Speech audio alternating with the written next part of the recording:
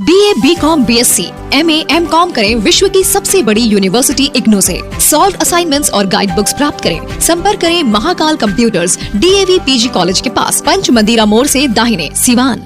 सरदर्द, मिर्गी, नशा, भूलने की बीमारी, अत्यधिक गुस्सा आना, घबराहट एवं नस की समस्याओं से अगर आप भी हैं परेशान तो मिलिए शहर के मशहूर साइकाट्रिस्ट डॉक्टर पंकज कुमार गुप्ता से। हमारा पता है डॉक्टर रामाजी चौधरी से 100 कदम पूरब, doctors colony Bahadiya road, Siwan. संपर्क नंबर 85 399 43 151।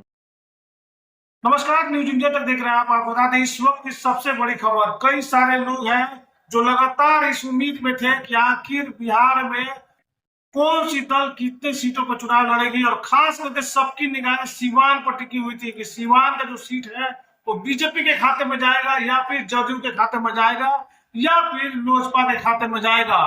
तो अब इस चीज से पर्दा हो चुका है। अभी तुरंत आपको बता दें कि बीजेपी ने एक प्रेस वार्ता किया है जिसमें जदयू, बीजेपी और लोजपा सभी दलों के नेता मौजूद थे, और अब यह तय हो गया है कि कौन किस सीट से लड़ेगा।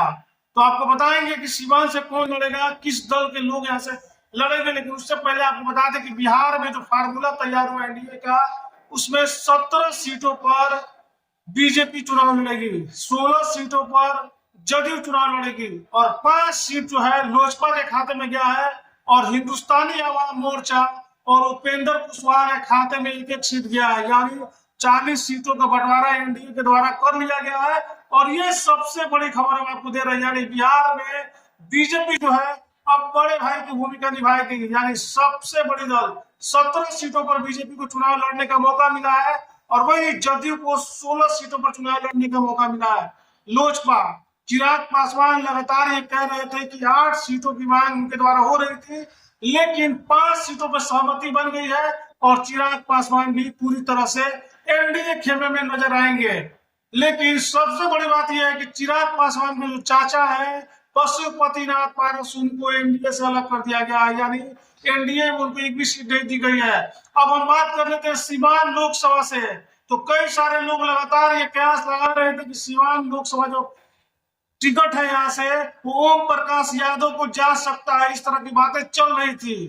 कुछ लोग कह रहे थे अगर बीजेपी से जाती है तो व्यास सिंह को भी मिल सकता है। लेकिन आपको बता दें कि बीजेपी के उम्मीदवारों को बड़ी झटका लगी है, बीजेपी के उम्मीदवारों को बड़ा झटका लगा हुआ है, और अब ये जो सीवान का सीट है वो जदयू के खाते में चला गया है। तो बड़ी घोषणा एनडीए की तरफ से कर दी गई है। सीवान की जो सीट है इस पे अब जदयू का उम्मीदवार चुनाव लड़ेगा। वही महाराजगंज की बात करें तो महाराजगंज से खुद बीजेपी चुनाव लड़ेगी। हालांकि उन्होंने अभी तक नाम का घोषणा नहीं किया है कि किस दल से कौन उम्मीदवार चुनाव लड़ेंगे, लेकिन एक बात बिल्कुल तय हो गया है कि सीवान से जो सीट है वो जदयू के खाते में जाता हुआ दिख रहा है।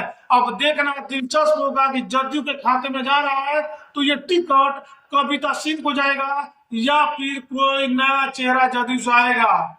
फिलहाल आपकी इस खबर में क्या राय है, कमेंट बॉक्स में जरूर बताएं।